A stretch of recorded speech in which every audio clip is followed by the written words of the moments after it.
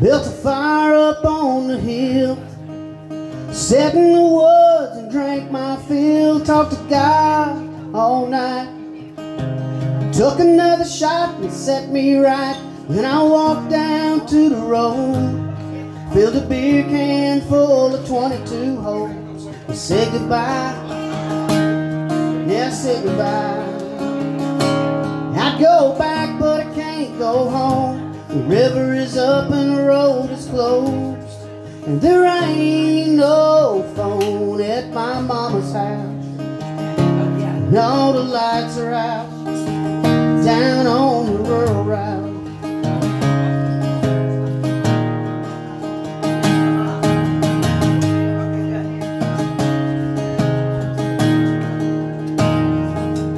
Well, there ain't much or nothing left in this place that I became myself, with ghosts and memories. I walk on by 'em, but they follow me. I seen a buddy of mine up the road, asked him if he'd seen my brother. He just said no. Guess I better go. I'd go back, but I can't go home. The river is up and the road is closed, and there ain't no phone at my mama's house, and all the lights are out down on the rural route.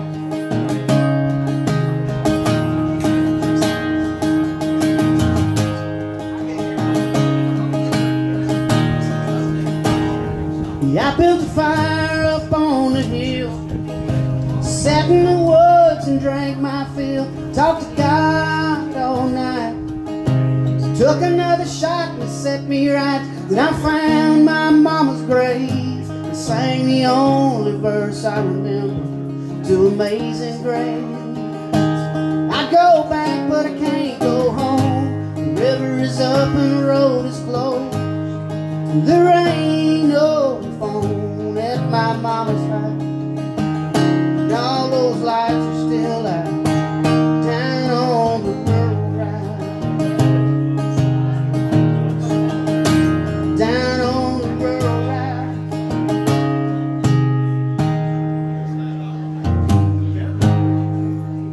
Hey, welcome back. Little Chris Knight song for you, out of Kentucky, Mississippi. Do what? I told you to stay in the truck. New Orleans. What you want to hear about New Orleans? You want to hear a whole bunch of New Orleans? You want to hear a song about New Orleans? I got a whole album about New Orleans.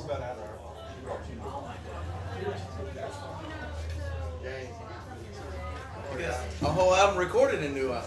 I do. I was on my way over here this morning from the great state of Mississippi, and I was at what they call the Circle K gas station, Highway 90 and Highway 57 intersection. I was out there getting my gasoline from a car, and I noticed while I was gassing up that some fella had a hell of a time the night before, because he had puked all over the parking lot and left his shoes in the pile. And I thought, man, he must have been to a hell of a concert. I hope he didn't just leave the one-eyed lizard the night before or something. So I went over there and I tried the shoes on because I'm looking for a pair of Nikes. And they didn't fit. They were way too big. They're like size 6 or something. Yeah, that's a true story, man. God. Man, that's a hell of a party, ain't it? I mean, I've been so drunk I threw up, and I've been so drunk that I've lost my shoes, but never the both. could happen.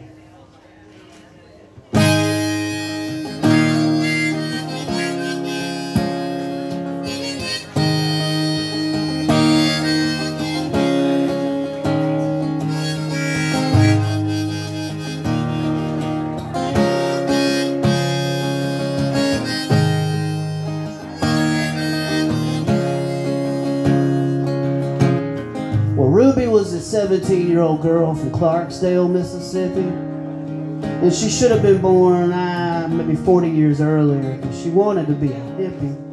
But she always knew she was heading for some place, you know, outside that town full of Delta dirt. But up until now, the only real star she found was the one on the name tag that she wore on her McDonald's crew shirt. She says, "You want fries with that? 200 times a day."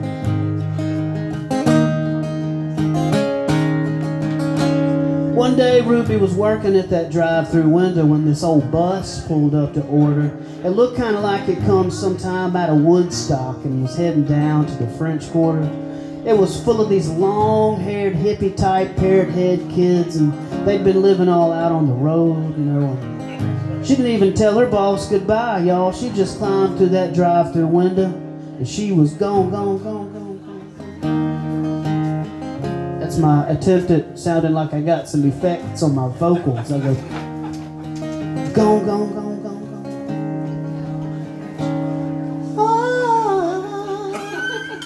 Oh, wrong button.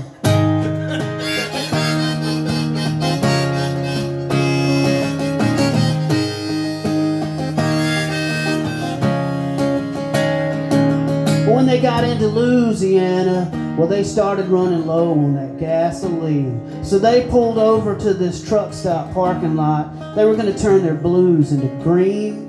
So they played their guitars for tips for a while, but it didn't make them very much cash. Until Ruby climbed up on the top of that bus and started shaking her tail. She wasn't holding nothing back. She knew how to make it pop. She was shaking her can to Jack and Diane. Baby got back in a halter top. She might have been a one-trick pony, but Lord, that horse could win. When it came to making money, she was a hard twerking American.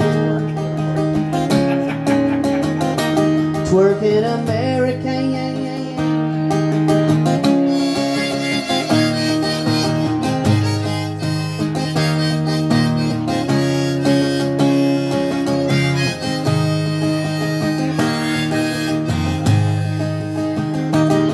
When they got down to New Orleans, Louisiana, they weren't feeling any pain.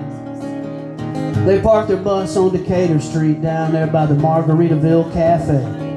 But they spent all their money on that Boone's Farm Snow Peach Berry wine, and they had to hatch a new plan. So Ruby quickly decided that she'd climb back on the top of that bus and do the whole damn thing again, this time with a friend and a cardboard sign that said, "Do you know what a pirate's favorite letter is? It's the C." That's the lamest joke I've ever heard in my life. You know what pissed me off more than hearing that joke? The fact that this song's a true story. And I was playing a gig one night, and a girl started dancing in a bikini on a bus outside the bar I was playing in, and she was taking all of the tip money that I was trying to make. I couldn't even put shoes on my little girl's feet that year because of this damn woman dancing on the bus in the bikini in Bourbon Street, Louisiana, Mississippi. Don't matter. It could happen anywhere, folks. This is America.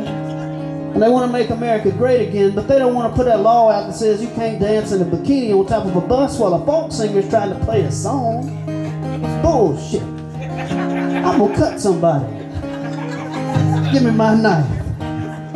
I don't have one on me. True story is, this girl was dancing on this bus while I'm trying to play in the Margaritaville bar in New Orleans, Louisiana. All the customers got up, walked out, and started watching her instead of me. Now, I'm no narcissist, so I did what any other good folk singer would do. I just went to the bar and got drunk.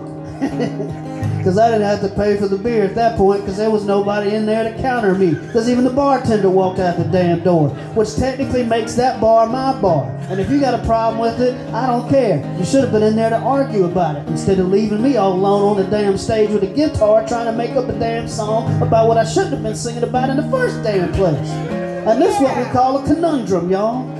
Not a Zen drum, a conundrum. Pop that in your pipe and smoke it. You know what I'm saying? Anyway, I too was eventually grasped by the majesticness of what was appearing outside the window on Decatur Street. I too journeyed out there to go see this girl dancing in a bikini. It wasn't that bad, actually. I went over to say something to her. I got a little bit closer to the bus, she was dancing on, and folks, it had a Mississippi license plate on it, which technically means we were probably related. And you can't get mad at your cousin for dancing naked. It's pretty much in the Constitution of Mississippi that your cousin is supposed to dance naked. Because how else are you going to get your tires changed at Walmart on a Friday night? Now you just think about that for a minute. If that don't make sense, you probably don't got any business coming to Mississippi. Matter of fact, that's why I'm in Texas right now. Because I had to get away from that craziness that we call the crooked letter humpback state. Didn't get that name because it was straight-laced, y'all. It's backwards, bass-ackwards even, whatever you want to call it. It's just a song. I'm going to be a DJ and revolve it like Ice Ice, baby. Here we go. She wasn't holding nothing back, no. She knew how to make it pop. She was shaking her can to Jack and Diane. Baby got her back in a haunted top. She might have been a one-trick pony, but Lord, that horse could win. When it came to making money, it was a hard twerking American. My greatest fear one day is it's discovered that while I'm complaining about this girl stealing money from me, I actually stole the lyrics to this song. Well, not the lyrics, just everything else. I'll prove it to you right now. Here we go. Everything's gonna be alright. Rockabye, rockabye. Technically that makes me a hard twerking American, because I stole the melody to that song to write a song about a complaint based on another girl who wasn't even making up a song at all, in a bikini. Let that sink in. That's right.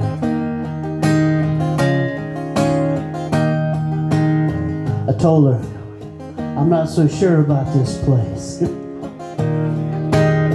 It's hard to get a gig in this town and keep a straight face.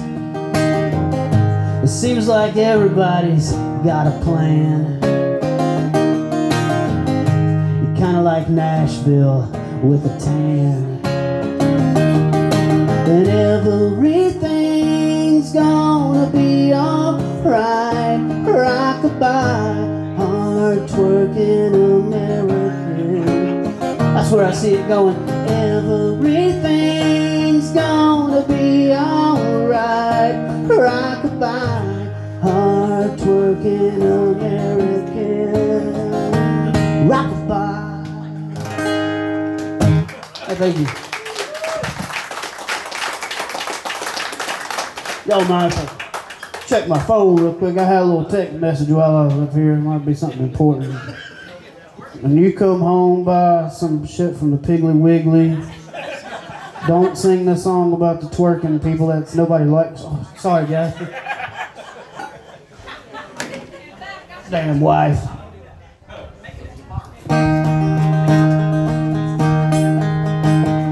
I don't know if I'm ever gonna get a Grammy for anything, but I do like graham crackers. Just thought I'd throw that out there. I have a really unique story here for you guys. I don't know if I've ever played this song for anybody before. Probably a good thing I didn't, because technically the story about this song is way better than the song is, man. I was, when the Jimmy Buffett thing happened for me, I ended up going down to Key West, Florida. They told me I was going to be staying at Jimmy Buffett's house for a week, playing some gigs down there. They asked me if that would be okay. And I was like, why would you ever ask anybody if that's okay? Are you some kind of idiot? That's like asking a kid, you guys want to go to Disney World or just stay in for eating or pizza? You know, really. I was like, yeah, I'd be fine. Jimmy Buffett's house. Well, I needed to get tires on my minivan that I had at the time. So I went down to the Sears Roebuck store in Guitar, Mississippi. I'm in there waiting on Yolanda, sorry Santa, to get some tires put on my van. And I'm sitting in there and they have not done anything on my van at all. And the lady finally comes back, she's like, I'm so sorry, I forgot to put your order in. I was like, Jesus Christ, lady. I'm trying to get down to Jimmy Buffett's house. Y'all putting a damper on my party, you know? Well, in walks this guy with a t-shirt on one of those t-shirts that has like fish on it, you know, and there's a largemouth bass, and there's a hook with some bait on it hanging down in the picture on the back of this shirt, and there's a caption below the bass that says, "I'd hit it." Get it? I'd hit it, you know, the fish or whatever. I've heard sometimes guys use that statement, you know, when they were about to play blackjack or something. I said, man, that's a good idea for a song. Well, I got my tires, paid Yolanda with my debit card. Sorry, Santa. Got on down the road, got to Jimmy Buffett's house, hanging out in there, trying to drink some of his liquor, you know, do the sociable thing, tear everything up and whatnot. And I said, I gotta write a song in Jimmy Buffett's house. This is be the pinnacle of my life, man. So I'm looking around, I'm trying to find something in his house to get something on, you know, an idea. No shit, on his wall there's a picture of a fish in the water with a line and a hook and some bait hanging down from it, and the fish is about to attack the hook. No caption there that says I'd hit it, but I'm thinking, there ought to be, man. So I got my magic marker out and I wrote, I'd hit it on this painting. I really didn't do that, but I should have. Don't y'all think that'd have been an epic story? Probably wouldn't have any CDs for sale today, and I'd be wearing an ankle bracelet that, you know, not a conch shell one either. I'm talking about one that Bubba approves of. Sorry, Santa. Anyway, wrote this song in Jimmy Buffett's living room right here, and so far I've sold right at 0 copies of it because it sucks. It's not even available for purchase. So if you really like it, I hate it for you. If you can't stand it, congratulations.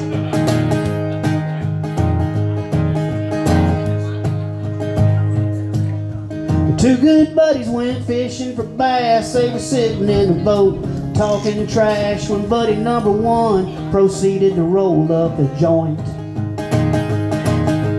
Buddy number two said, hold up now, man, I can't get caught out here toking again. And buddy number one just failed to see his point.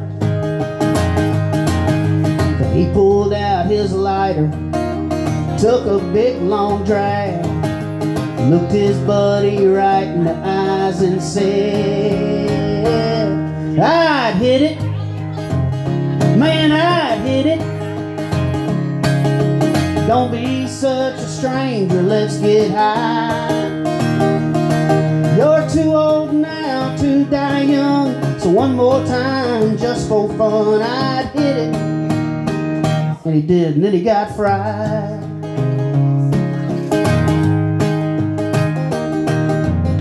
Two big bass at the bottom of that lake were sitting there looking up at that fisherman's bait, trying to get the nerve of who's gonna bite it first. The old bass said, don't you do it, man, that cricket is a ticket to the frying pan. But the younger bass just couldn't contain his thirst.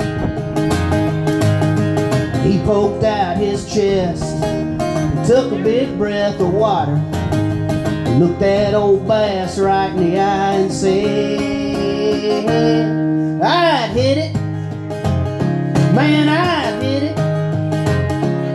Yeah, look at them little bitty legs and tell me you wouldn't try. Yeah, maybe you're wrong, maybe I'm right, but I'm gonna give that thing a bite. I'd hit it. Well, he did, and he got fried.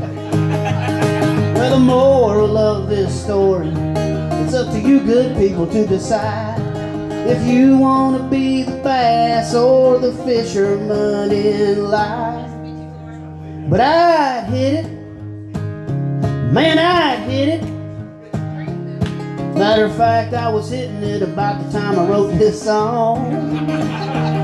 Yeah, I don't know what's better or worse, that's probably why I don't have a final verse. If I'd hit it, hey, it's time to move on.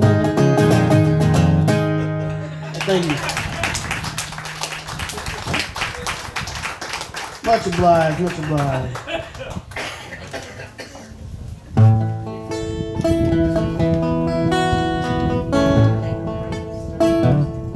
My grandmama passed away a year ago. I'm gonna play a song for her if that's all right with y'all. How are you? Doing good. How you doing? Nice of you to talk during people's performances and stuff. Why don't you just take your ass on up out of here? I'm just kidding. Y'all talk all you want to, man. I don't mind. way cooler than the Mexican restaurant I was playing in a month ago. Sorry, Santa.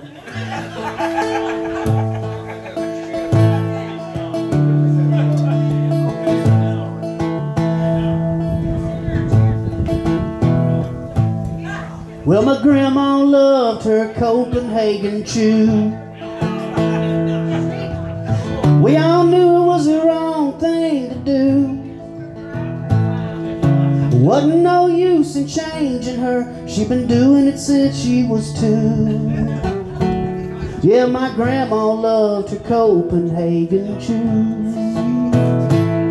Yeah, with blackened gum, she took me by the hand. Said you gotta try it if you wanna be a man.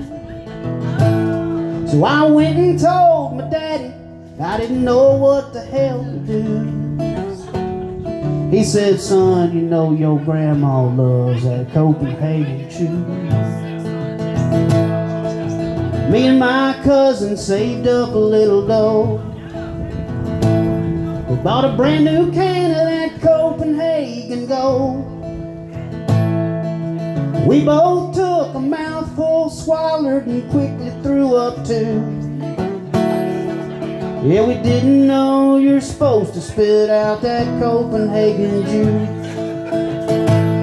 Well, last month ago, my grandmama passed away. We met up for a special send-away. We all spit on her coffin as they lowered her in the tomb. 'Cause grandma loved her Copenhagen chew. Yeah, grandma loved her Copenhagen chew. Now she rests in a pool of tobacco juice. That's all I got. Figured that's all I need.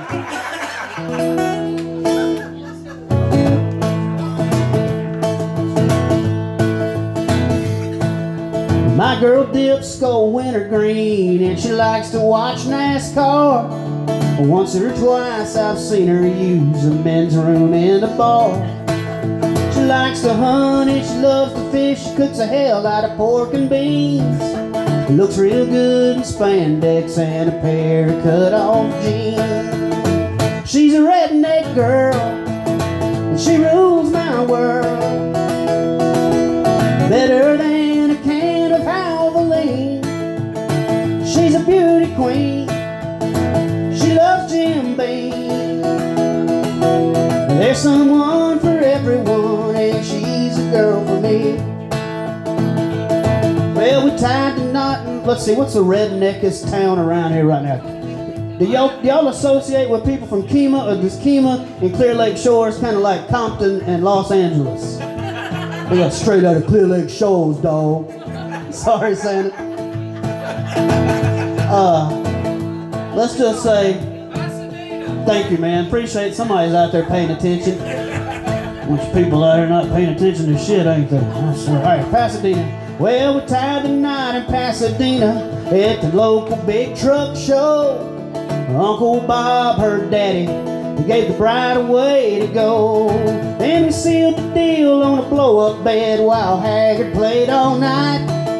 We drank a couple PBRs and then I can't remember the rest. Something about the moonlight, always something about moonlight in the country song. It's pretty much important to put moonlight in the country song and then go, meow, meow, meow. She's a redneck girl, she rules my world. Smoother than a can of Vaseline. Don't know why I put that in there. She's a beauty queen. She loves Jim Beam. There's someone for everyone, but she's a girl for me. Yeah, every good country song has a bridge where they break it down like this. But this one don't, 'cause it never will make it on the radio, and that's because it's not a hit. It's basically not a hit song, but a shit song. Redneck girl, and she rules my world. Better than a case of Milwaukee. She loves tattoos. She don't wear shoes.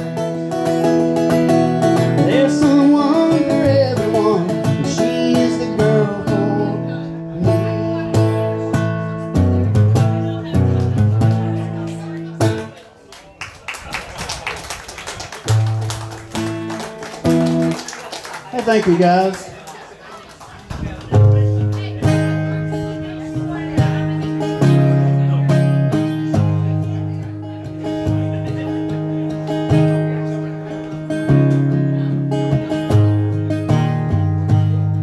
Well, I never got over you till I finally met another girl. I went out Friday to drink my pay and spend got that backwards, man. What's your problem, Matt? Not enough Ginkgo Balboa in your diet. Memory's starting to get screwed up. Sorry, guys. I'm trying to take you back to the Songs Before I Made It Famous album, which is the same album that's the only one I got out there. I know what I'm talking about. Here we go. Well, I never got over you till I finally met another girl. I went out Friday to spend my pay and drink all the beer in the world. I walked in the bar and took a look around, put on my Brad Pitt grin. That's when I saw her there for the first time, sitting alone, sipping on some gin. Heaven help me, the girl had a face from hell. Looked like she got beat by the ugly stick, and the referee never rang a bell. Didn't know that my beer goggles could fail. Heaven knows she had a face from hell.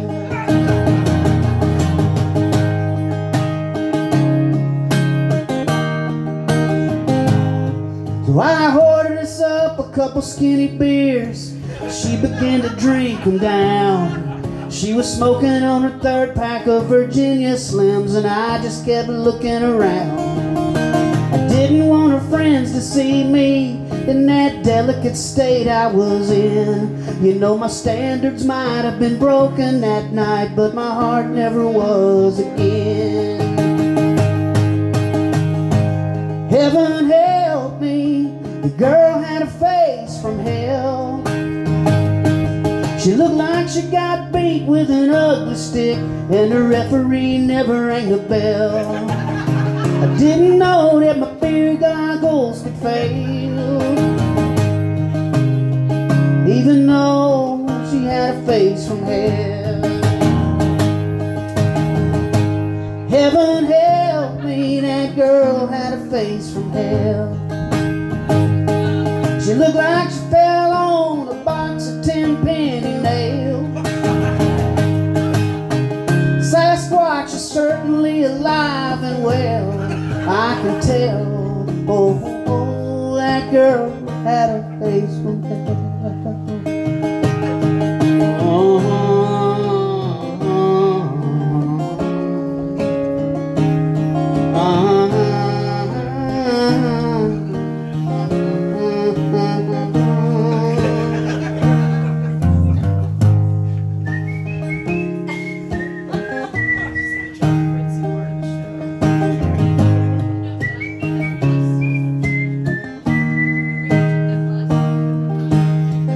Girl, you're my angel, you're my darling angel.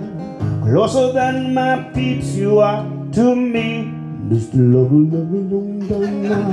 Girl, you're my angel, you're my darling angel. Running my knees upon my knees, face from hell. Thank you, Dad.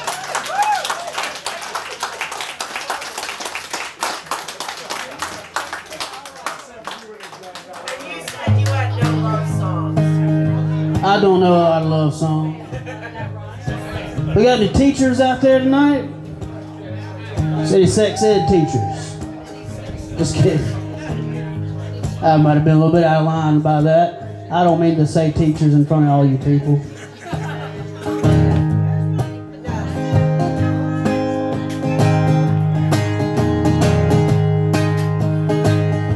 This is a little song about a Romeo and Juliet play. I call this song the white trash version of a Romeo and Juliet play.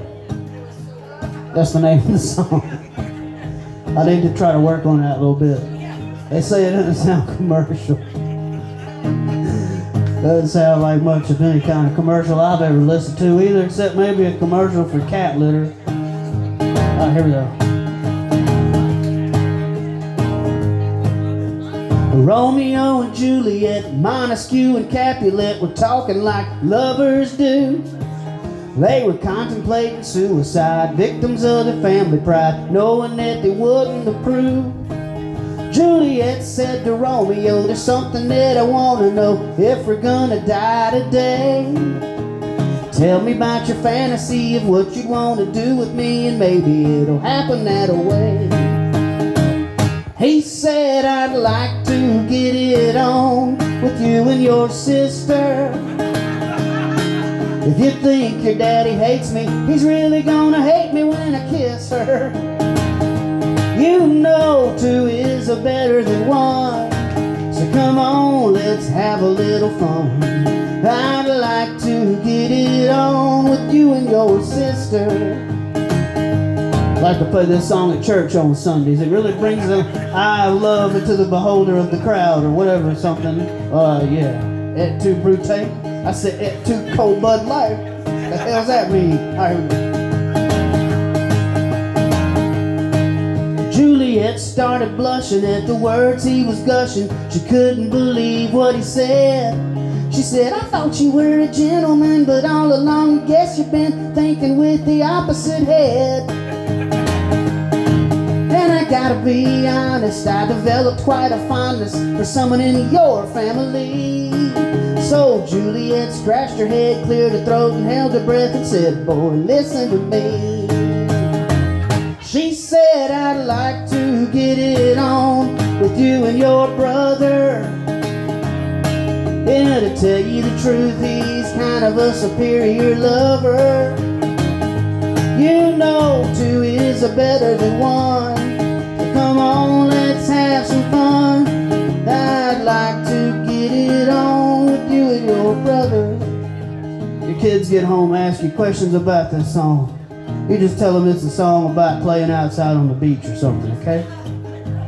I don't want to get any kickback from anybody saying, I didn't know he said stuff like that. I didn't either. I thought I was a Piggly Wiggly songwriter. Turns out I'm really kind of twisted in the head after a couple of Gatorades. Well, a local TV producer...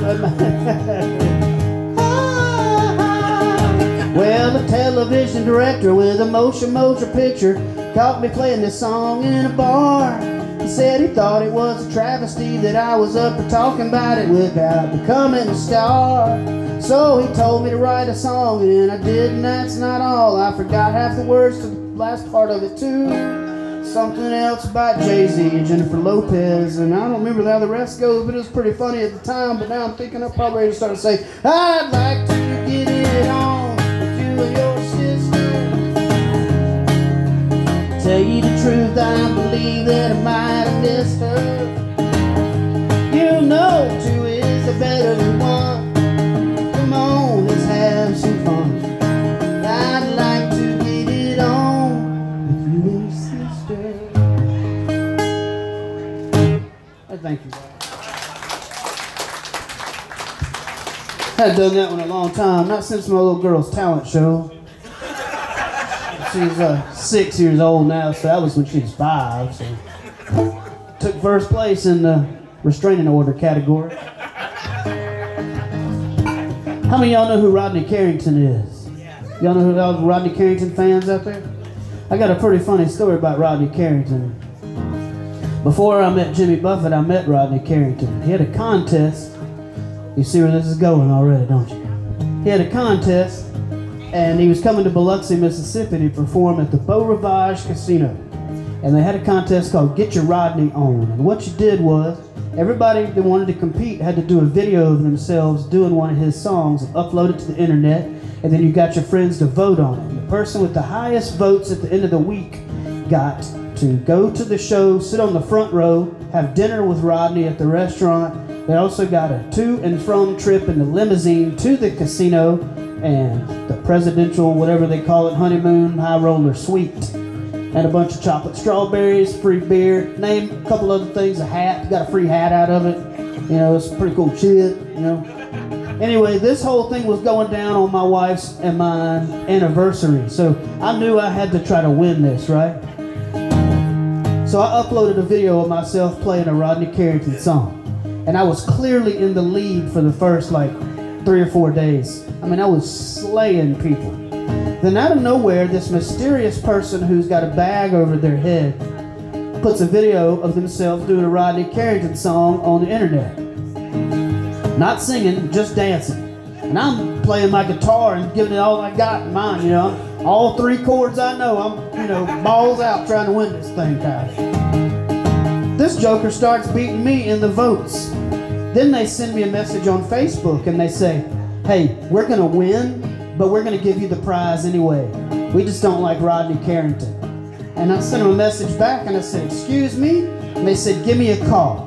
Well, they gave me a phone number to call, which I promptly traced and found out it was from the same hometown as Rodney Carrington. So I'm thinking he's playing a joke on me, so I'm gonna call him and it's gonna be him. Well, I call the number and it's a crazy woman.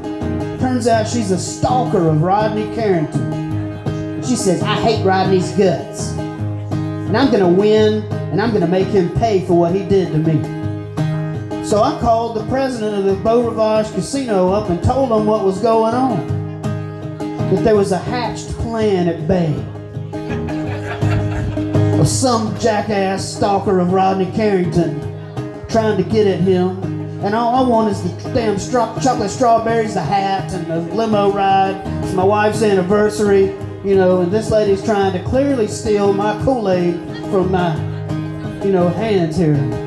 Well, they kicked this crazy woman out of the contest and slapped her with a court order where she wasn't allowed to come to the casino. Folks, I'm not making this up. This is the damn truth. A week later, I've won. The limo comes, picks me and my wife up in Goche, Mississippi, takes us to Biloxi, Mississippi. We walk in, we go to the restaurant. Rodney Carrington's in there. We sit down at the table with him, and he says, well, did you have any problems with the contest? And I said, no, sir, not a single one. And he said, all right, good. Let's eat. And that's all there is to that story. This is the song I did right here.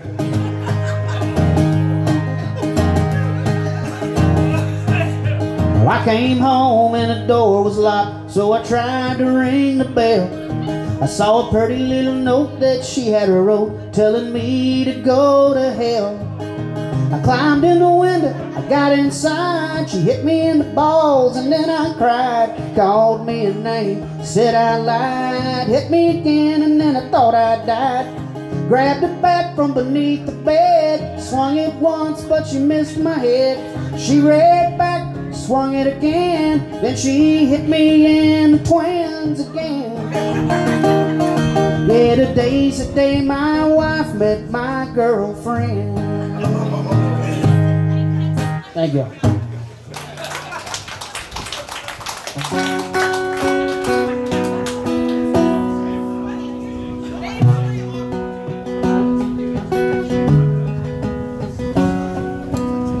He was a real nice guy, though. And we did get the chocolate strawberries and the hat and a bumper sticker or something.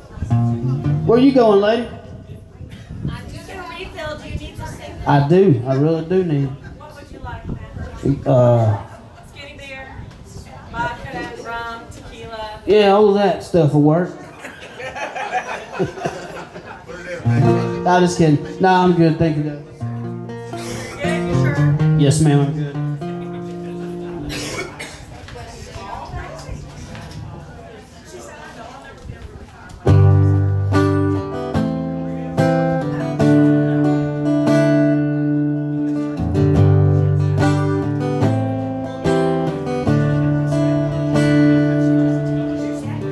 I'd like to ride the rodeo,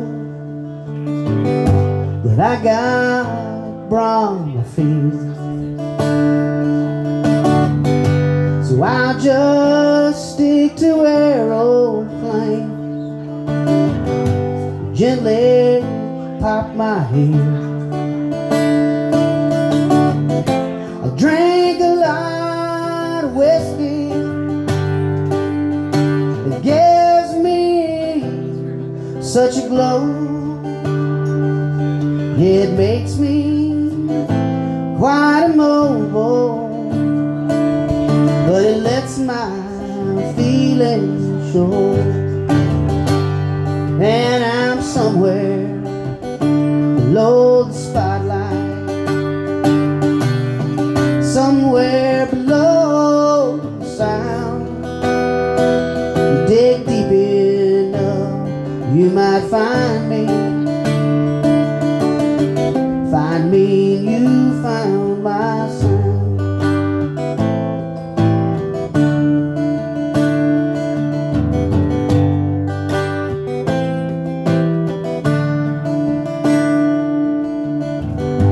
Yes, I own a whaler boat. It slides across the sea, and some folks say I'm part of it, but I know it's part of me. And when I'm feeling solitaire, it lets me feel alone. When I wanna have a taste, carries me back home. And I'm somewhere below the spotlight, somewhere below the sound. You dig deep enough, you might find me. Find me and you found my sound.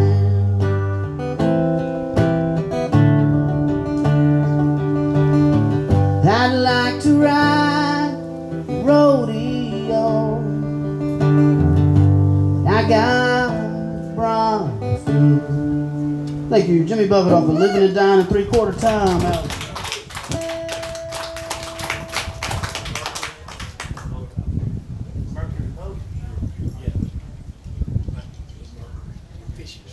Oh, okay. You talking about you talking about the Redneck Yacht Club song? That's a different guy. He's way taller than I am.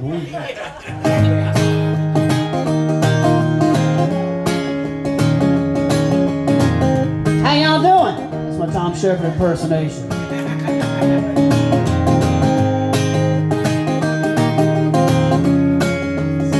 That's a highlight of my life, to be confused for Tom Shepard, man. We got the same hat. I've never been confused for anybody that tall before. Y'all, if you're not careful, y'all gonna make me build up a complex. I'm gonna leave out of here 5'3" and bulletproof. I'm meeting my lady. I'm meeting my buddies out on the lake. We like to go to that special place we love. Just a few folks know. No signing up, no monthly dues. Bring your Johnson, Mercury, or your Evinrude. Fire it up and meet me at a party code. Later on, when the sun goes down, we'll pull out the guitar in an old pit jar and pass it around. Bass trackers, liners, and a party bar strung together like a floating trailer park. Oh, anchored out and getting loud all summer long. Side by side there's 5 houseboat front porches, astroturf lawn chair, tiki torches, regular Joes rocking a boat. That's us, the Redneck Yacht Club. I will tell y'all this. There's a Tom Shepard koozie stapled to the wall in the bathroom upstairs. Right underneath it, there's a Matt Hoggatt CD stapled to the wall in the bathroom upstairs. Later on, there's going to be a Donnie Brewer shirt tattooed on my back, stapled to Tom Shepard's koozie on the wall in the bathroom upstairs. That sounds painful. We're meeting all the girls on the upper deck. They're rubbing in a 15 SPF. It's hot. Yeah, they're gonna have a heart attack. I forgot the damn words, but it doesn't make a difference. Everything you say is gonna sound kinda similar if you just go la la la la. Redneck Yacht Club, na na na na na na na na na na na.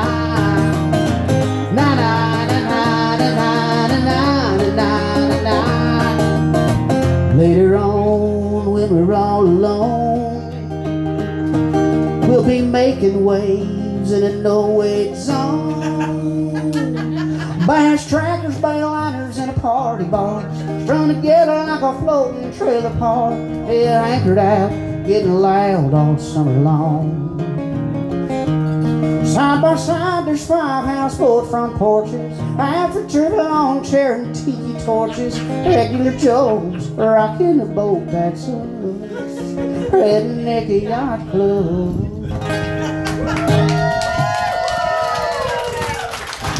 Hey, thank you guys.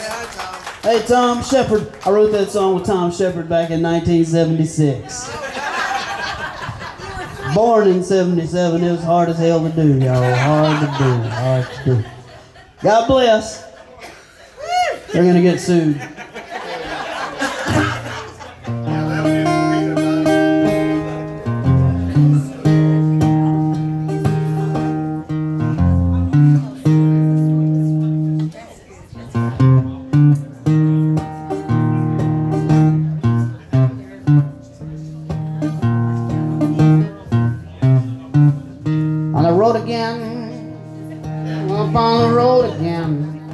I wouldn't do that to y'all. Do your airplane story. Oh, the airplane story? Which one is it? Because there's a couple that I lie about, and there's that truth one. I can't remember the true one. Oh, at the airport? The rental car. Oh, Jesus Christ. Yeah, that is a true story.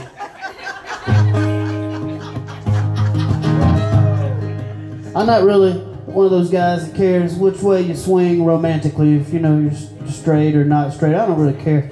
But I will tell you this, if you're hitting on me, you're probably talking to the wrong dude. Unless you're the guy that's renting me the rental car at the airport, I'll totally play the game, man. Totally play the game. And I had to fly into, oh geez, I think it was San Antonio, Austin, Texas. You know, they say keep Austin weird, and they're not bullshitting. They mean every word of that bumper sticker that they sell for $7.99 at the Starbucks inside the airport in Austin, Texas. I certainly mean it, folks. And I like different people. I don't have anything against them, you know, but anyway. Where were we? We're talking about the Austin airport. Okay, so I'm in the Austin airport and I gotta go rent this car to drive to Marble Falls, Texas. If you're a big fan of the Marble Falls Ice Cream Creamery, has nothing to do with Marble Falls, Texas. Just thought I'd throw that in there.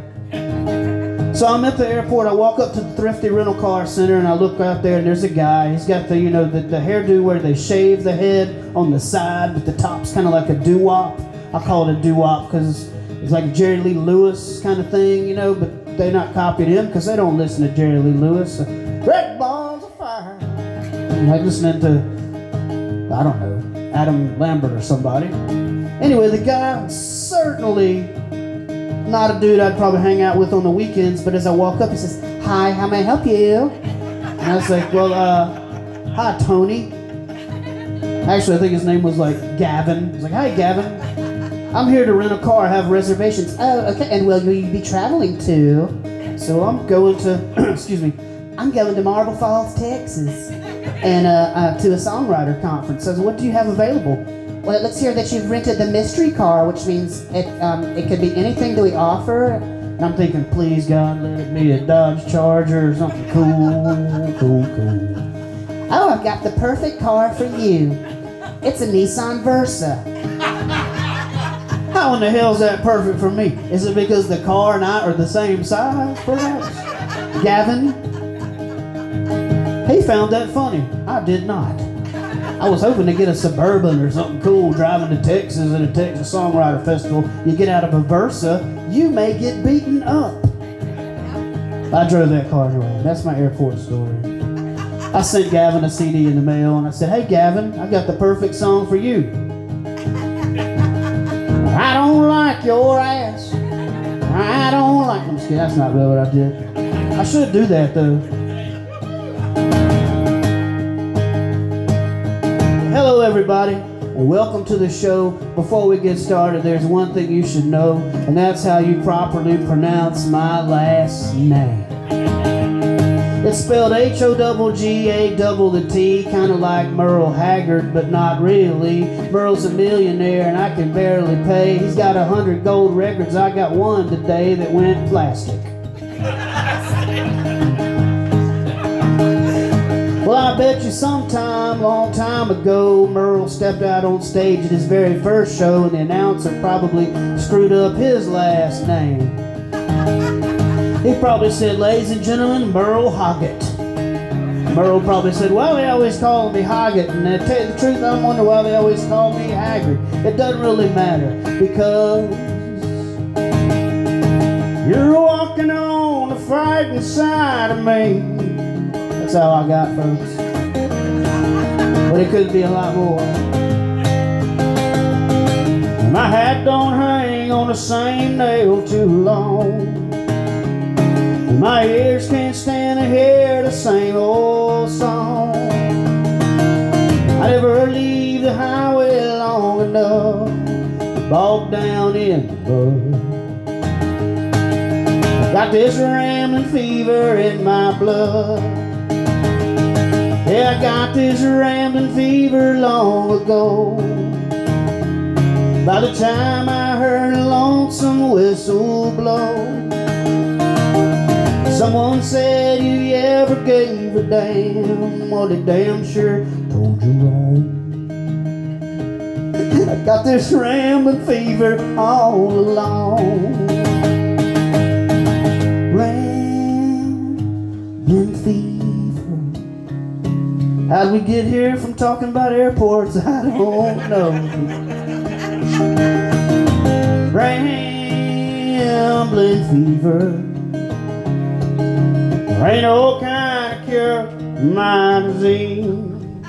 That's what Jamie Johnson and Merle Haggard had a baby, and they came together. And there ain't no kind of cure for my disease. And if it looked like we were scared to death, and a couple kids just trying to tell, Dick and Sandy should have seen it in color. That's yeah. Johnny probably knows this too, man. You play bars a lot of time. People ask you to play stuff for them, and you don't know any of that stuff. But they got the money in their hand, and you can either be like, "Well, I'm sorry, I don't know that one, but God bless you," and then they walk away with the money, and that's the whole reason you're there, So you got to lie or something. I try to do the song, if I know a little bit of it, and if I don't know, I make up the rest. People kept asking, these crazy Chinese people come to New Orleans on tour boats, and they go to Margaritaville, and "You're not Taylor Swift, you're not Taylor Swift." I'm like, I have nothing in common with Taylor Swift. I'm not even Swift, nor do I have a Taylor guitar. I don't have any of that. Why would you go to, why? That's, "You're not Taylor Swift, you're not Taylor Swift." But I keep getting in these places where people ask for this, but they also, I will have to say, the Chinese tourists from the tour boats in New Orleans, not so good at converting American money to the yen or the hen or the pen or whatever it is. And they think they're giving you $2, it could be 20, so it's good to take care of them, if you know what I mean. So I did my little Taylor Swift songs, You, with your barefoot shoes and your snakeskin hat and your dirty eyeglasses, you wipe me off your feet again. You, with your dog leash nose and your pretty pink hat and your Cadillac nightgown, you wicked doggy shoes. Someday I'll be living in a big old city, and all you're ever gonna be is me. So they don't know the whole song because they don't speak the English, so you can do the "I got dogs and sitting in the safe at the Hancock Bank with a nasty burrito. You got horses, I got lemons. We don't care about dogs or anything. Someday I'll be living in a big old city, and all you're ever gonna be is me. Gonna be is me." Made hundreds of dollars off of that song. More than Taylor Swift did in New Orleans, I guarantee you that. Thank you, China.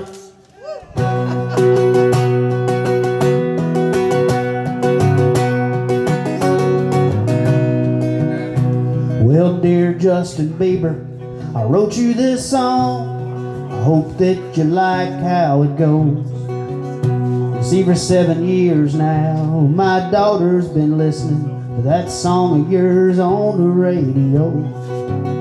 And my miniature Pomeranian chewed up your dogs. Even dogs think your music is lame. Boy, if that's what it takes to sell 1 million records, I'm probably gonna give all of mine away.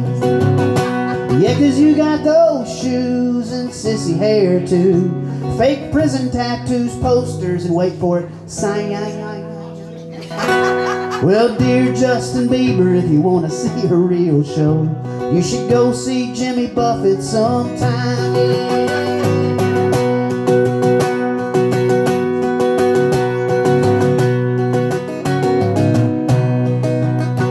Well, dear Jimmy Buffett, I wrote you this song. I hope that you like how it goes.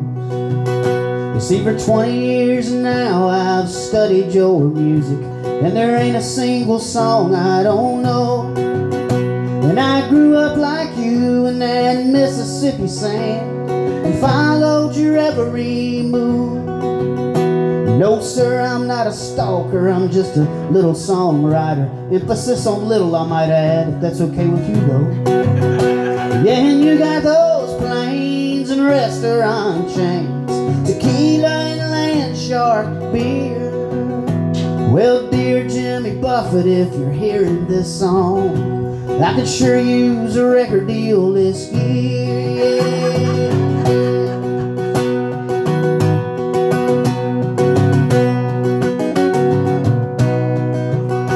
Well, you told all my buddies that putting copious amounts of rum in the blender, that's how every Monday morning is supposed to start. You know, and every single room in my house has a copy of songs that you know by heart. No sir, I'm not a sailor, but I feel like one now, 'cause you put my heart in the sea. Yeah, but you must have learned something I never did. It made you more money than me. Yeah, and you got those planes and restaurant chains, tequila and land shark beer. Well, dear Jimmy Buffett, if you're hearing this song, I could sure use a record deal this year.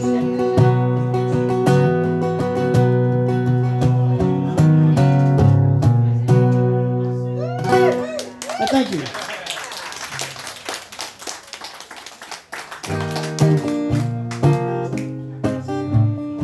Y'all catch me on the radio in Margaritaville. If you got satellite radio now, I'm on Wednesday through Sunday, 6 a.m. Eastern time. That's whatever time that is, Central time. I've never been real good at geography, so I don't know.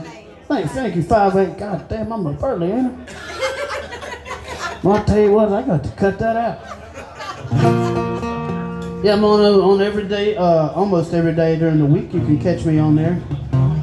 I like to hear from people too, so make sure you drop me a line. I got a letter from a guy one time on there that was listening to my show, and he was mad about this song I had written called Workaholic in Recovery. Has anybody ever heard that song? And this guy, yeah, I sure do. It's the title track on the record. And this guy sent me this email, and he said, "I hate your guts." So that's an icebreaker. He said, "I'm a recovering alcoholic, and I heard your song on Radio Margaritaville, and you're making fun of addiction. And I'm never buying any more of your music, and I'm tearing up your CDs, and I'm telling all my friends you suck." That's what he said. And I was like, well, damn. I was like, I thought about it, and I said, well, I'm going to give him a piece of my mind. But I didn't. I let Jesus take the wheel. And I sent him a message back, and I said, "Sir, I apologize, but I'm not making fun of anybody. I'm sorry you took it that way. And if you like, I will gladly refund you the money that you spent on my CD." And he sends me a message back, and he says, "Oh, I didn't pay for it. I got a burned copy." I said, "Well, in that case, you go to hell. And if you're that sensitive about recovering from alcohol, maybe you shouldn't be listening to Radio Margaritaville, jackass." And then I sent him another message back, and I said, well, how big a fella are you? Just in case you're a lot bigger than me, I take all that back. Maybe I was hacked. Maybe my email was hacked. And God bless. And I'm sorry. I didn't say all that. I should have.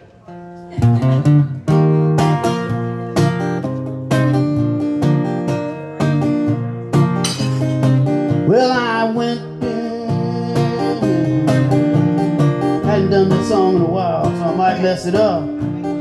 When you're a songwriter and you mess up one of your own songs, not a mistake, just an edit. Never forget the words of my songs, just the order that they go in sometimes.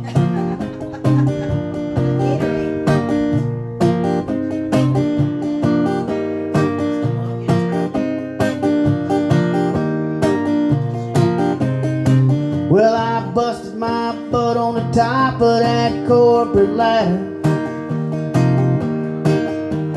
and I can't remember any of the words that are getting better.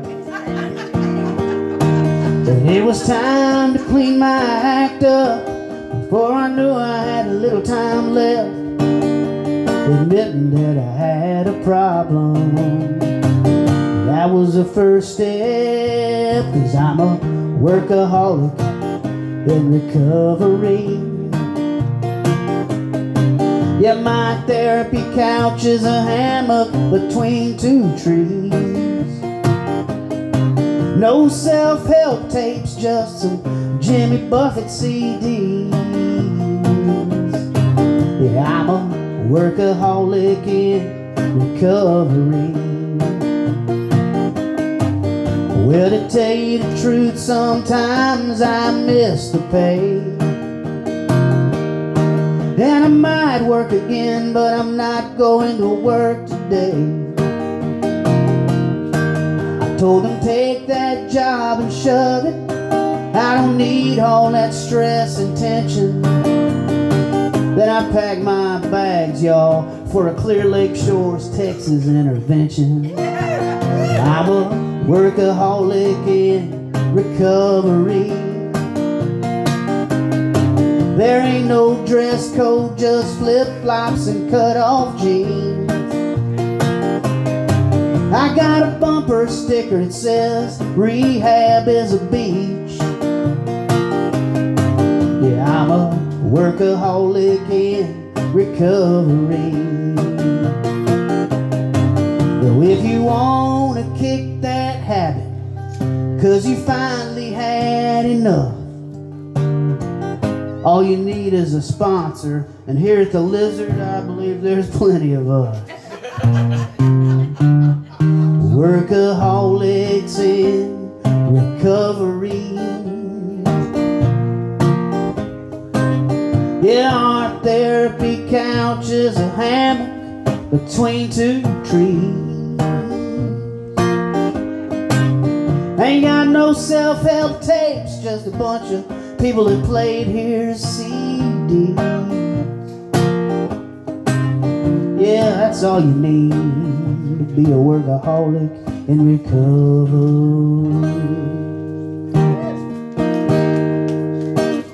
Well, thank you. Alcohol is never mentioned. Not one time in there, not one time. And you know why we didn't put alcohol in that song? Hang on a second. One of the guys that helped me write that song just got out of rehab for alcohol. And he came up with the idea for that song in the rehab. So he's like, we can't put any drinking in it. I said, do you know what you're asking me to do? That's like telling me and Donnie here, we can't, wear flip-flops ever again. That's worth cutting, that's going to be hard. It's going to be not doable, not viable option at this gesture.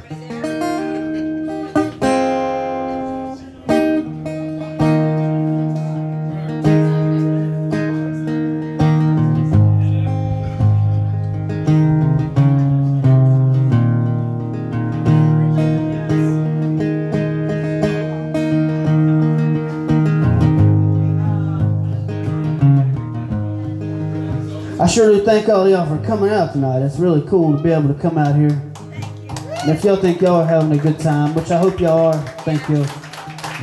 You have no idea how much fun it is to actually be up here. Very blessed human being to be able to come out here and just tell a bunch of lies and stories and play a few guitar chords, make a little money and a bunch of friends about it over it, you know. I could certainly be working security at the Walmart in Pascagoula right now on my off day, trying to buy those damn light-up tennis shoes that my 6-year-old third grader just has to have because they're cool. 8-year-old third grader, sorry, God bless you, Jesus. Sorry, Santa. He's got a new song out. It's called Ho, Ho, Ho, and Another Ho. I don't know. Just thinking off the top of my head here. Not all three of his sisters. Yeah, all three of his sisters. You guys are killing me.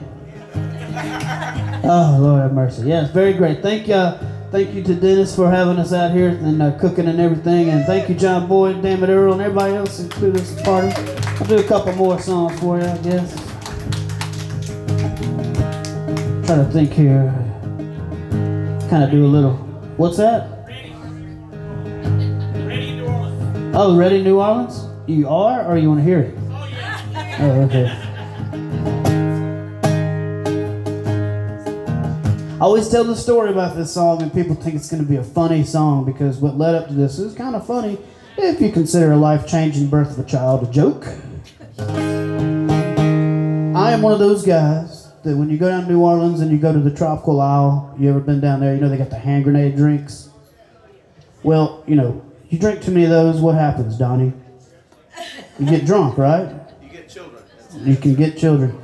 I guarantee it. Can prove it. Going to pay on one's dental bill when I get home from here tomorrow. No kidding. Took my girlfriend down to New Orleans, Louisiana.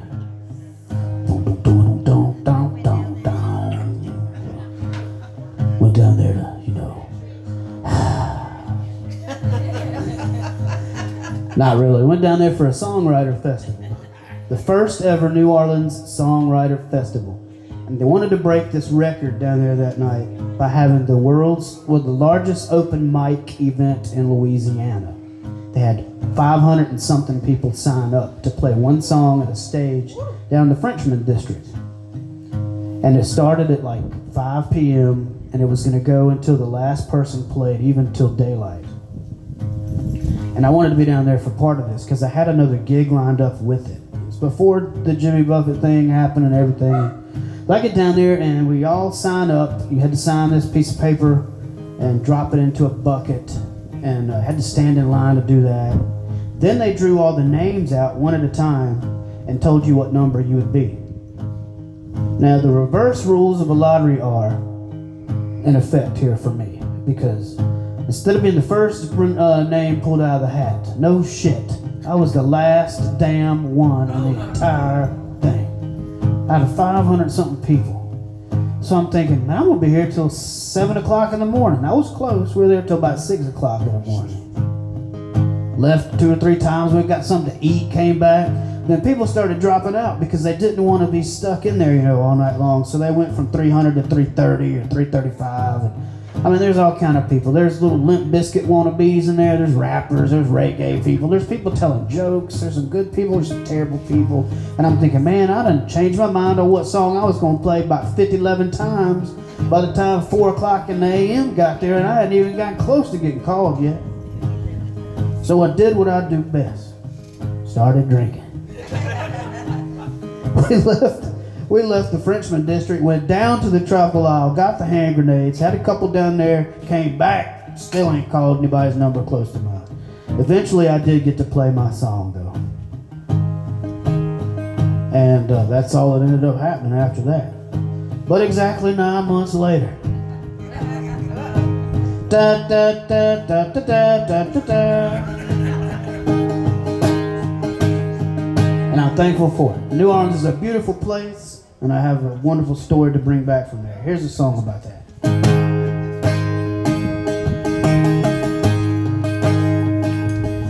Well, he was on his way to her house with a brand new diamond ring, yeah, bought with every penny that he could save. He didn't have any money left for roses or wine. Oh, so he picked a couple daisies along the way.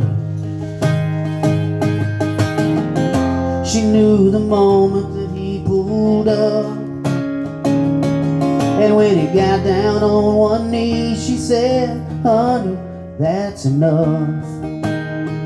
I was ready to New Orleans the weekend you stayed with me, in that little hotel down on Frenchman Street. Barely enough room for two. We made love and dreams came true. Now you're asking for my hand on bended knee. I was ready to New Orleans. Did y'all know that we're being on Shore Life Radio tonight up here? Shore Life TV. Shore Life TV. What'd I say? Did I say radio? You said radio, it's TV. Well, I am from Mississippi. We just got TVs. We've been trying to get indoor plumbing for quite a while, and we're working on that too. I sure am sorry. Now I'm really nervous all of a sudden. Nah, I'm just kidding. I knew we were on TV. Matt Hoggatt's not a genius, but he knows when they put a camera in your face, not for the audio, it's for the video. Tonto say video. In a 2-bedroom fixer-up, yeah, 9 months down the road, they were laying in their bed talking about names. And that extra room was painted green, 'cause he didn't want to know what the baby was till the day that it finally came. She said it's gonna be tough, but we'll get by. He said, honey, if you're waiting on me, you're wasting time. I was ready to New Orleans the weekend you stayed with me, in that little hotel right down on Frenchman Street. Barely enough room for two. We made love and dreams came true. Now boy or girl, it doesn't matter to me. I was ready to New Orleans.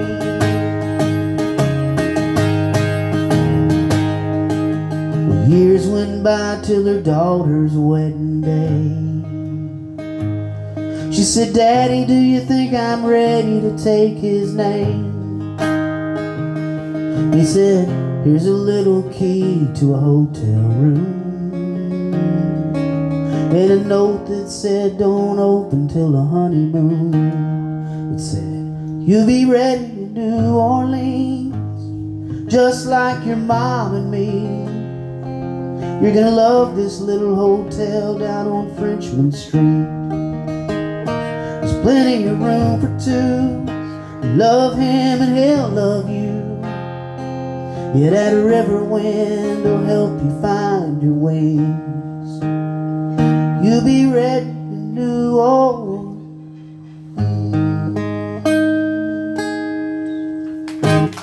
Thank you. I'm gonna do one more for you. This is one of my favorite Texas songs I've ever heard. It's been great being here for you. If you want to come check out my merchandise table in the back tonight, I'd love to meet you, get you a CD. I don't normally tell a lot of people this because it's kind of, it's kind of a buzz killer and all, but I give 75% of the money that I make on my albums goes to a charity called Brandy's Hope. And Brandy's my wife, and she hopes we can go to Disney World this summer. God bless y'all.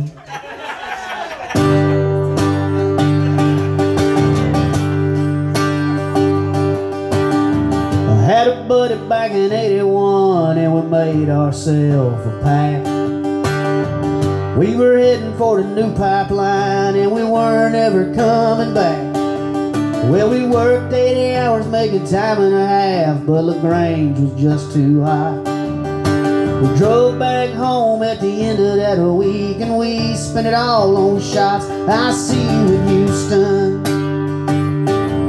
if I ever ever get out that way, I'll see you in Austin. But I won't have long to stay if you're ever out of West, son. And you're feeling like slowing down, I see you around my hometown. Hey! Johnny Brewer dropped his Yeti cup.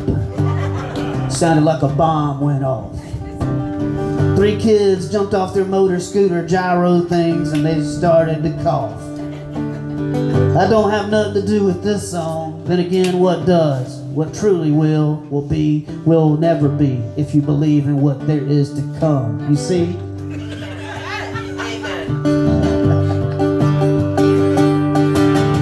I played ball every single fall. I could run just like the wind. I went to college like they asked me to, but they didn't ask, my friend. I don't think I seen a single classroom, but I drank a lot of beer. But he still like to listen to me when I talk about that year. I see you in Houston. If I ever get out that way, I'll see you in Austin. But I won't have long to stay if you're ever out of West, son. And you're feeling like slowing down, I see you around my hometown.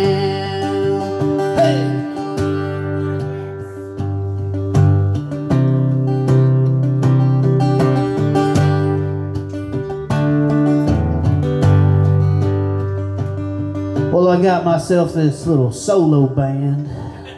We're pretty good, I guess, me and Black Santa. I still never learned how to wear my hair, and I clearly don't know how to dress. I just wear a vest, I guess, the best. Pass the test, touch a lady on the toe.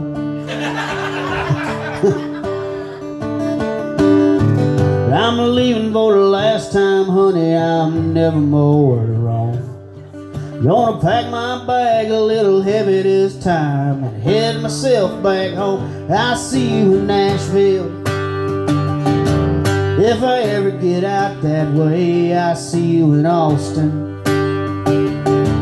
But I won't have long to say if you're ever in Clear Lake Shores. And you're feeling like slowing down, I see you around my hometown.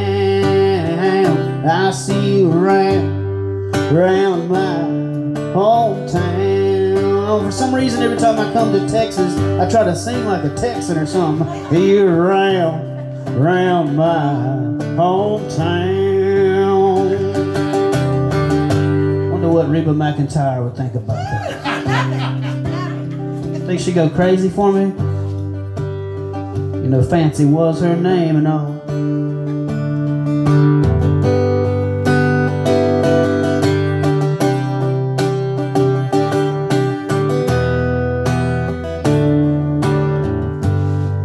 Y'all got time for one more story? I'm sorry, I gotta tell this one. It just made me think of something, and I really need to get this off my chest. Since we're on TV and all, best time to do it, right? It's a true story. It's a damn true story, not one. I'll tell you a terrible, terrible story. I went up to Nashville, Tennessee one time, and I handed out my little tape to everybody. I wanted to go up there and play on Broadway. It's the big strip up there. There was all the honky tonks and everything. Next week, man, picked up my phone, 0 phone calls. Technically, that meant I was pretty, consistent with a 0. Next thing you know, I get a phone call from this one venue, which I will not name, on the end of Broadway down there, and they want to know if I'm in town. I say, indeed I am in town, in Mississippi. He said, can you be up here Sunday to play, 10:30 a.m. to 2 p.m.? I was like, that sounds like the shittiest time ever to play in a bar, but okay. He said, I can give you $35 and a $15 bar tab. I was like, this is awesome, man. By the time I pay for gas in the hotel, I'll only be negative $350. I hauled ass up there, fellas, ladies. Trying to get my name in the door, you know. So I get up there on Saturday. Saturday afternoon. 8-hour drive from the great state of Mississippi. Get up there and I go straight to the bar. I want to go meet the bartender. I'm trying to do the business right thing, you know. He said, "Oh man, good to see you, man. Love your CD." This is before the Jimmy Buffett thing now. This is back when my songs were all very depressing. You know, they kind of start like this and end like this kind of songs. That's what they were. And he thought they were really good. He was obviously on a lot of drugs. And so I got to the bar and everything, and there was this other little kid running around, real cocky little guy, you know, whip my hair back and forth. I whip my hair back and forth kind of hairdo, you know. Real cocky, talking about girls and stuff. And he said, "Hey man, you in the band?" I'm like, "Yeah." "What band are you in?" I'm like, "I am the band, man. My left hand and my right hand, they play together. It's a duo. They come in a set." He's like, "Oh yeah, man, you want to play a song, man? You want to play a song?" The bartender says, "Why don't you sit in with it, man? Play one. You're going to be playing here tomorrow." And I said, "Okay, I will." Well, this little kid was getting on my nerves, but I was, you know, taking it in rather nicely. I got up there and I was going to play with him, but when I got up on stage, all these jackwagons decided they're going to walk off. And they decided, "Well, yo, you just got to play one, man. We're going to go drink." So I'm like, "All right, well, I'll borrow your guitar." Well, the kid had this really fancy $3,000 Gibson Hummingbird guitar, if you ever heard of one of those. Beautiful guitar. He had one of these up there and he was real proud of it. Kept talking about it, you know.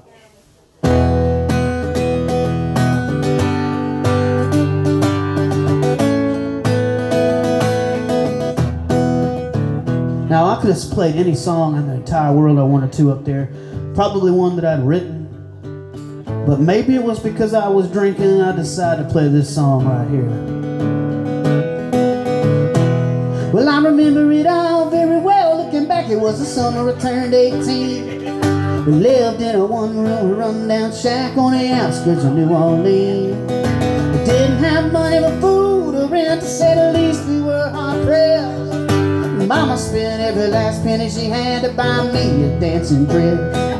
Mama washed and combed and curled my hair, painted my eyes and lips, stepped into a satin dancing dress. I stood on the side, feet up to the hill. And it was red velvet trimming and it fit me good. Looking back from a looking glass, there stood a woman where a half-grown kid stood. She said, "Here's your one chance, fancy, don't let me down. Here's your one chance, fancy, don't let me down."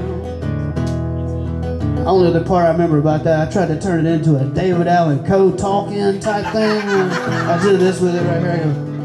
"Well, that was the last time I left my mama left that rickety shack. Yeah, the welfare people come and took the baby. Mama died and I ain't been back.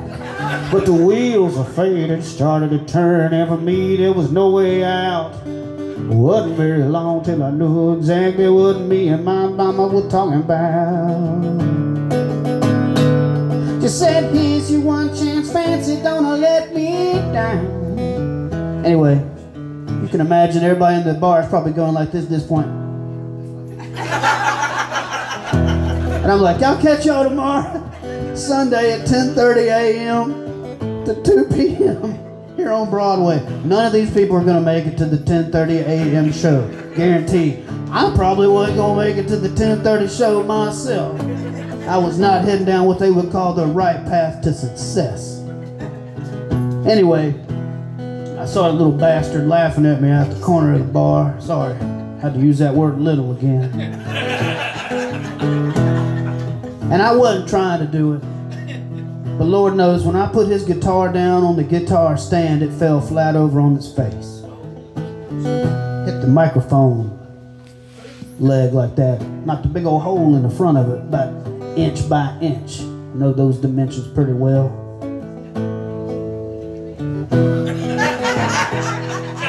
What y'all laughing about? Y'all got something fun to say? I looked around, nobody noticed that it fell over. I gently picked it up and put it back up on the stand. That guy was over there getting drunk trying to talk to some girl. Told him his name was Keith Urban. No lie. I got the hell up on out of there. Came back the next day for my 10:30 a.m. show. That kid walks in the bar.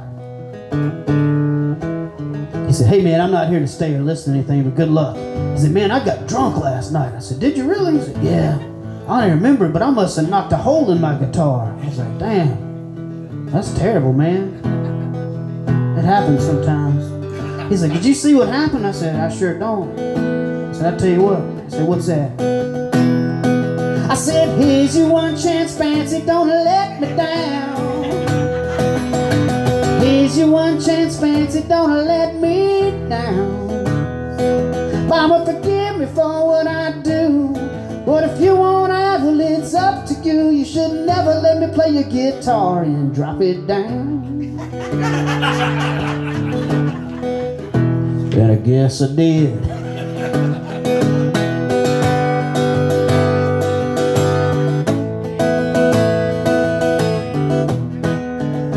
And I played the next day at 10:30 a.m. to 3 people. That's counting the bartender and the bar back. And me. Okay, 2.5. Somebody in here at Bojangles just lost his hat. You got it, man? You good? Okay. Start with the hat. Usually ends up with, you know, just be careful. So I was in there playing. There was really about 5 people in there. One guy was in a wheelchair. He had 2 hearing aids in his ears. Both ears had a hearing aid, and swear to God.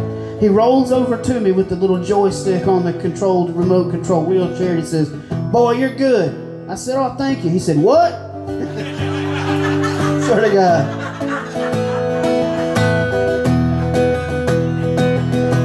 Here's your one chance, fancy, don't let me down.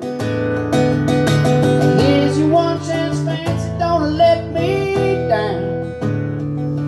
Yeah, I guess I did. Got my $35, my $15 bar tab, headed back to Mississippi. Guy calls me again next week. He says, "Hey man, you did awesome." I said, "Thanks, but you weren't even there." He said, "Can you come back again? I got another one for you. This is a Saturday gig. It's going to be 9 a.m. to like 1 a.m. It's during Fanfare Week. It's a big week up there." I was like, "Really?" He goes, "Yeah, you're going to be opening up for this guy whose last name is Van Zant." I said, "Van Zant? Really?" He said, "You've heard of Leonard Skinner?" I said, "Yeah." He said, "Well, not that Van Zant. This is a different Van Zant." I said, "Wow, man." I took the gig. Oh, I took the gig. But I never drove up there to play the gig. Oh, I said I took the gig, y'all. I committed to playing the gig. I made a promise I'd play the gig, but I never drove up there to play the gig. No, I didn't. Got called into work. And I ended up being a real jackass to that guy, trying to give me a break. And I should have given him a shot. But I said, "You know what, man? It's 8 hours up there to make $35. I just don't see the economic benefit in that." But this guy thought I lived in Nashville. I had deceived him. And I feel bad about it to this day. Now, he later on did get fired for technically taking money from musicians that he was supposed to be paying more to. So I think in a way, karma kind of came back to bite him into what we would refer to as ass. So I'm not too bad feeling about it, but you know, we did kind of happen. Here's your one chance, fancy, don't let me down. Here's your one chance, fancy, don't let me down.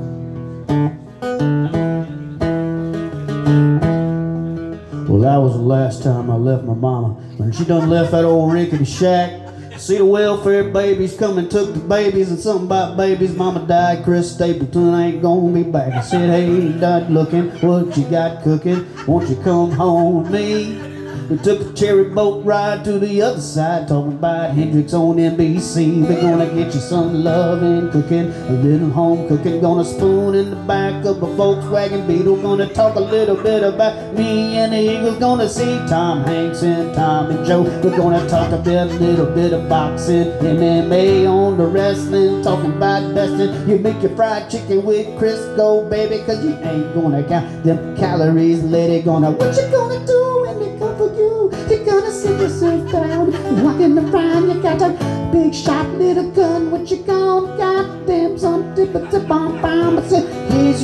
chance, fancy, don't let me down. That's how all the pop singers sing now.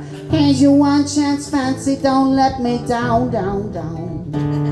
Get on American Idol one day. They're gonna say, man, tell us about yourself. Say, well, me and Donnie Brewer drink beer and write songs about boats and shit. So what are you gonna play for? Someone say, I'm gonna play Fancy by Reba McEntire. Then I'm gonna cut somebody. Then I'm gonna go bring my dog out back and I'm gonna drink a beer. Will that get me on the show? And they're gonna say no. And I'm gonna say, okay. That's all I got. Or, Mama dabbed a little bit of perfume on my neck and then she kissed my cheek. I saw the tears weathered up in her troubled eyes as she started to speak. She said the wheels of fate had started to turn, and for me there was no way out. Wasn't long after that I finally realized what Reba McEntire was talking about. Ooh, appetite, mama.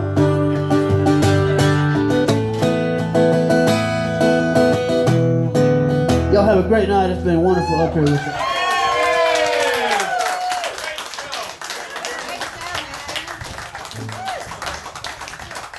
Y'all want to hear one more? All right, we want to thank y'all for coming out. Please check out piratesandpoets.net. We have a lot of shows coming up. We got some more house concerts. In April, we have Donnie Brewer. In May, we have J.D. Edge from the Southern Draw and Drop Dead Dangerous bands. That was May. June, we have Brendan Mayer. And July, we have Eric Erdman right here on Clear Lake Shores over at Glenn and Wanda's house. So come up for that. We do every month at T-Bone Tom's. Come see us there. Mainly just check us out on piratesandpoets.net and come join us for everything that we do. And Matt Hoggatt, you got one more? I got one more. Oh, one more thing. Y'all give it up for Dennis and Terry for hosting today. Thank y'all for coming out to the One-Eyed Lizard and enjoy one more, Matt Hoggatt. Who's playing Wednesday? Christopher Dale, who is almost as short as Matt Hoggatt. Oh, Donnie Brewer's hosting. I guess I should not forget that. That'd be embarrassing since he's sitting right there in front of me. And Barbara Nesbitt from Austin, who I hear is really good. And we have light. I am the director of lighting.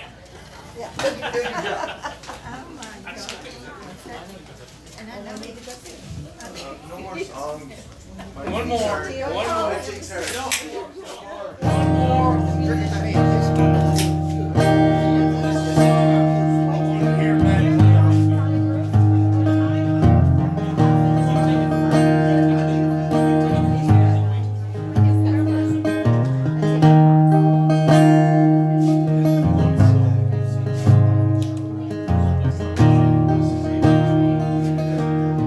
Thank y'all for hanging out with me tonight. Y'all should give yourselves a round of applause for that.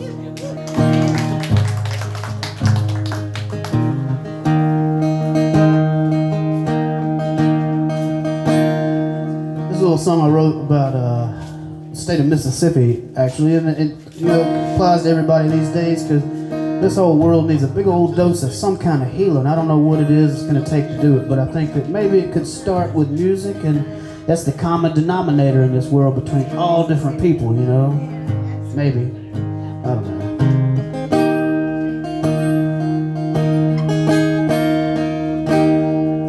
Well, the Mississippi flag is in a battle again. Should we take it down or let it fly? Then the critics on both sides are doing the talking, fueling up emotion on both sides. But there are those that say the flag stands for history. That's just our heritage, don't be confused. And there are those that say the flag stands for slavery, and underneath its reign people been abused. But we've got to find a way to live in peace, erase the hate and learn from history. It's gonna take every one of us to step across our lines, 'cause the world would be such a beautiful place if we were colorblind.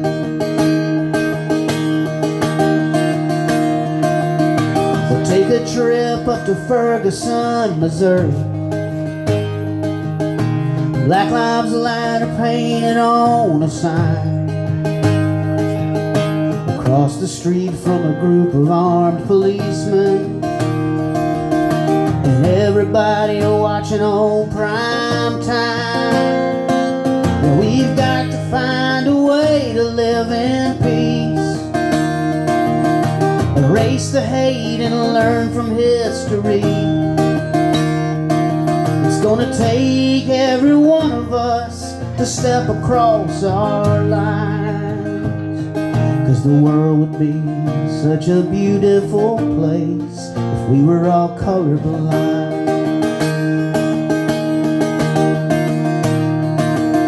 And meanwhile, looking down on earth from heaven is an angel named Martin Luther King.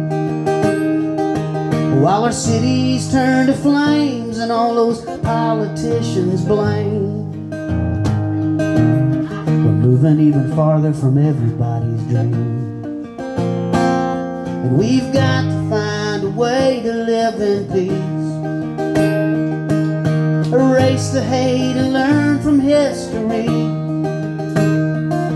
It's gonna take every one of us to step across our line, 'cause the world would be such a beautiful place if we were all colorblind.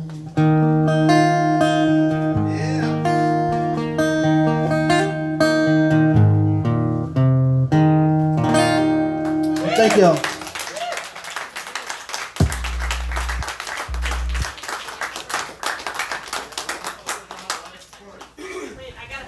Where can I get one of them telephone cords, man? That's awesome. Oh, man, you know? Physiciansfriend.com. Whatever again? Oh, which ones? That's why I wasn't here at the beginning of your show, because I knew I would be hurting. I had to come late. Hey Matt, she wants to request another song. I need another song. What song do you need? Earl. Wait. Whoa, what's going on here? Whoa. You have to be nice.